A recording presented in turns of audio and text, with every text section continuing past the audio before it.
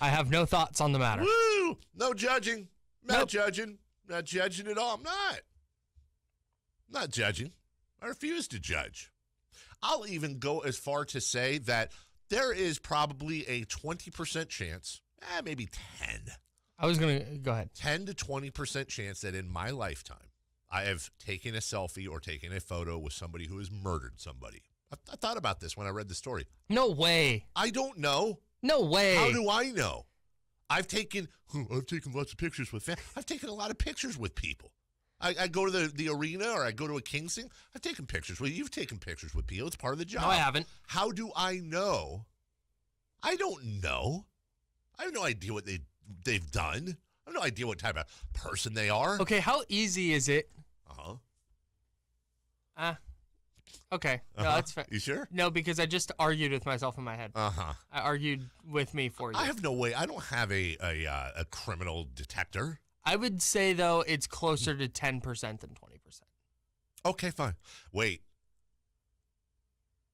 As a matter of fact, I have, oh my God, I just realized this. I actually have taken a picture with somebody who has committed a very heinous crime. I just realized that, but it was a coworker long ago. But I just realized that. See? I thought maybe... You don't know. You never know.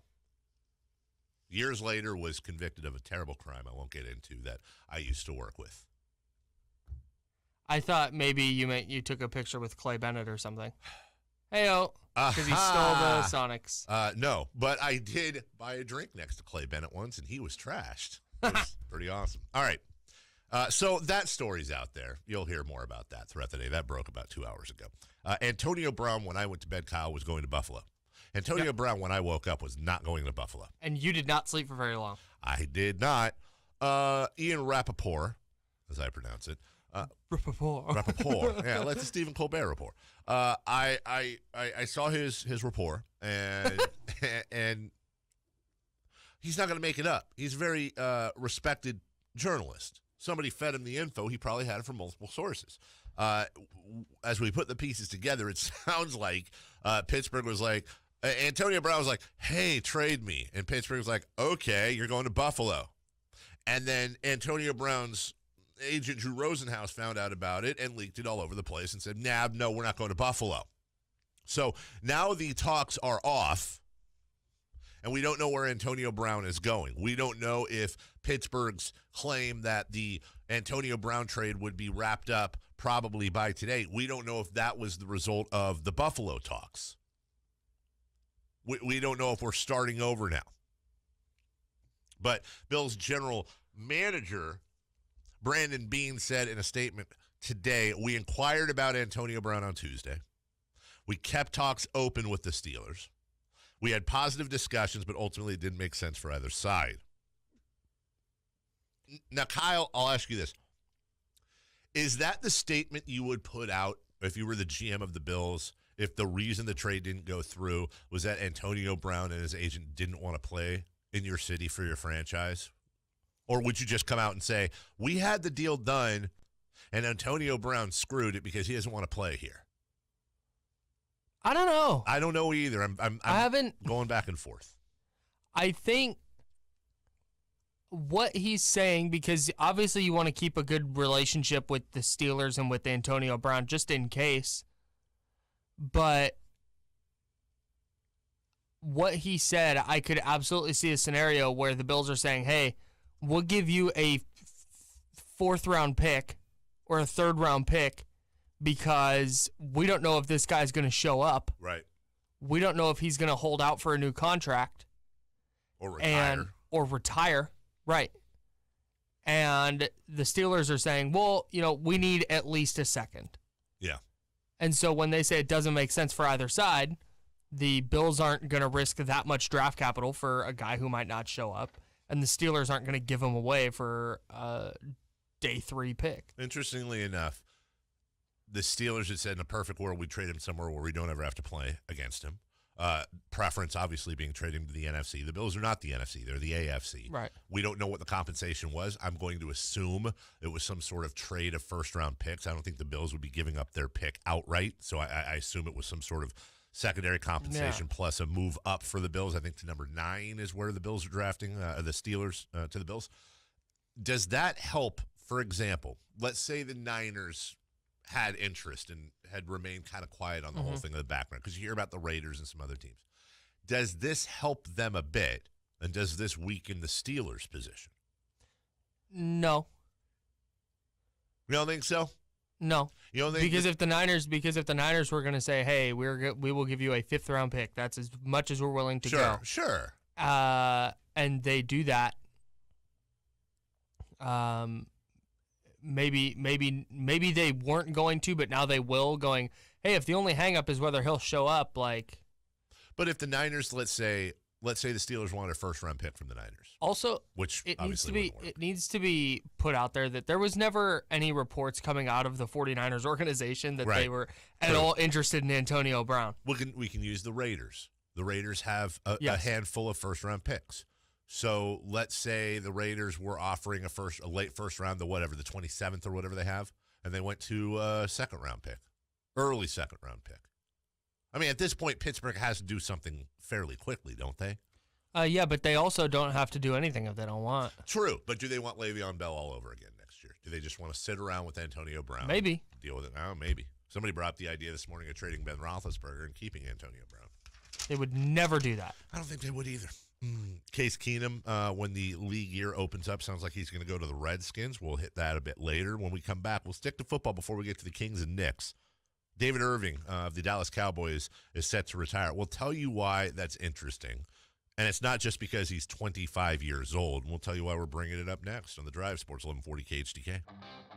One is a pompous egomaniac, and the other guy isn't as important as the first one who's writing this stuff for me to say. The Drive continues now. We go to Jerry. Jerry, welcome in. Hello, Jerry. How you guys doing? Good, how are you? Good. Maybe I got my times right, but I'm calling for some concert tickets. Oh, you are? Yeah. All right. Jerry, I saw your name. I forgot about the contest. I'll put you on hold and see. Kyle will answer in whatever order it is for the contest. So I'm going to leave you right in your spot. Kyle's going to start answering the phone. So good luck, Jerry. Hey, Dave. Yeah? Firewings is the best. Thank you, Jerry. It's not going to help you win the tickets, but I agree with you a lot.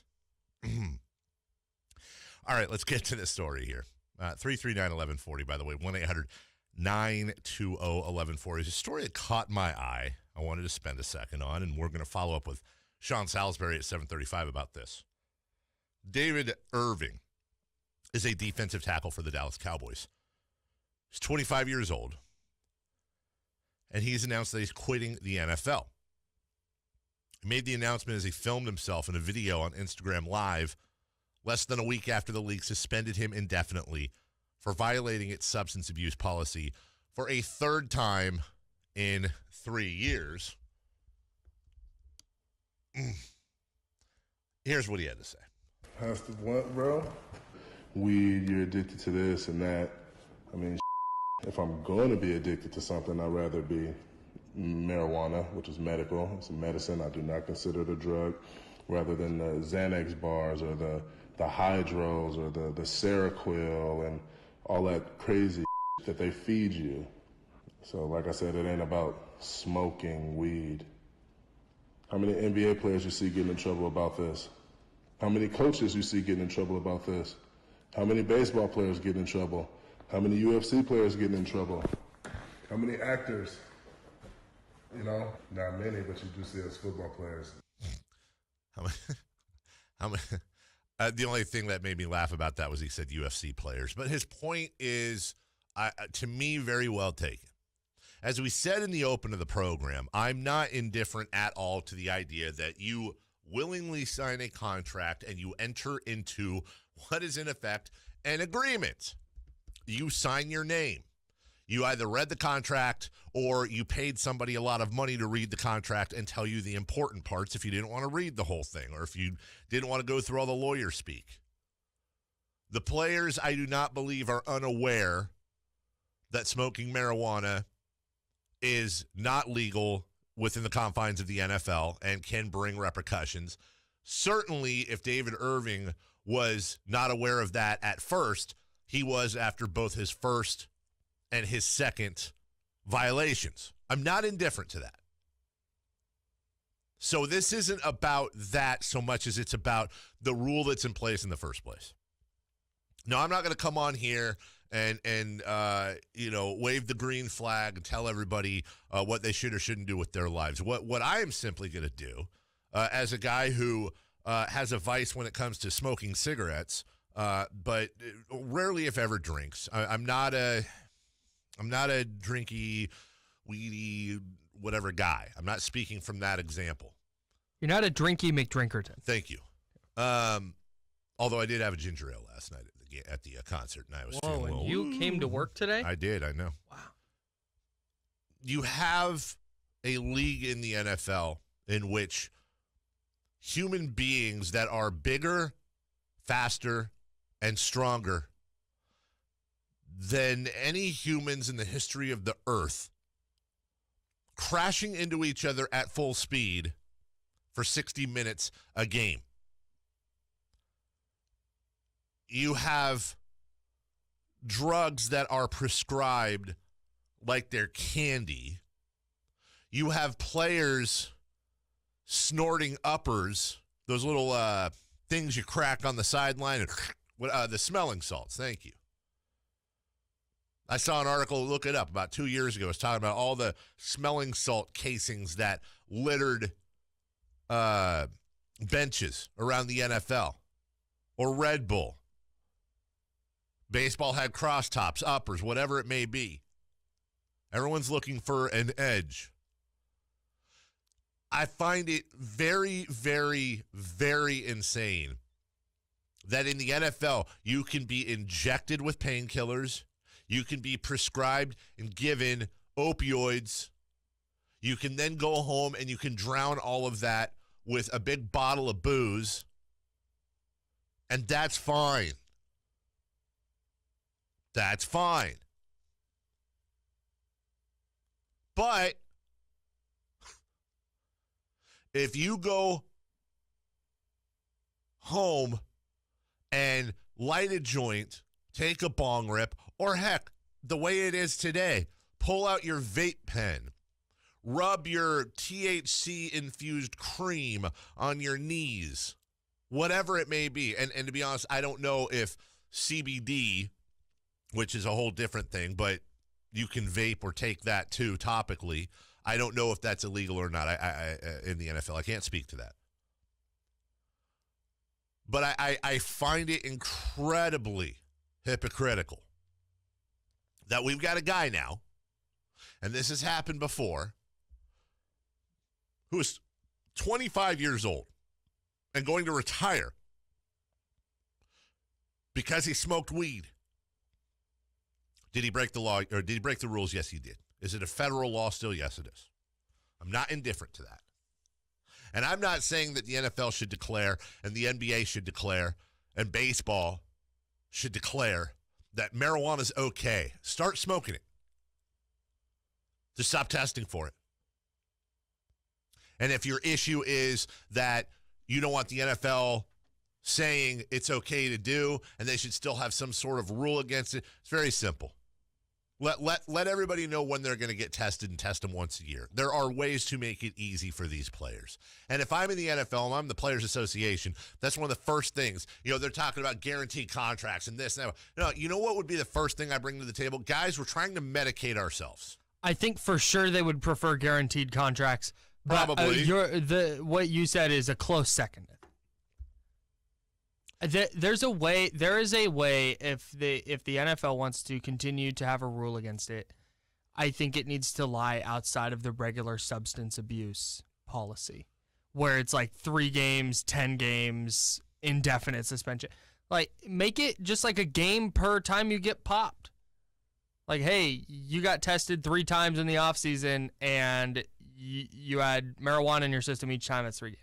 Kyle, if you're the NFL, you could test them 3 times a year. You could announce the 3 times you're going to test them, and then here's what you do throughout your career. First offense is $500. Second offense is $1,000. Third offense is $500 plus that $1,000 for every offense. No limit. There you go. There's ways to do it. that don't cause 25-year-olds Yes. to quit. I don't have an issue Quit the NFL. with him being suspended because he broke the rules.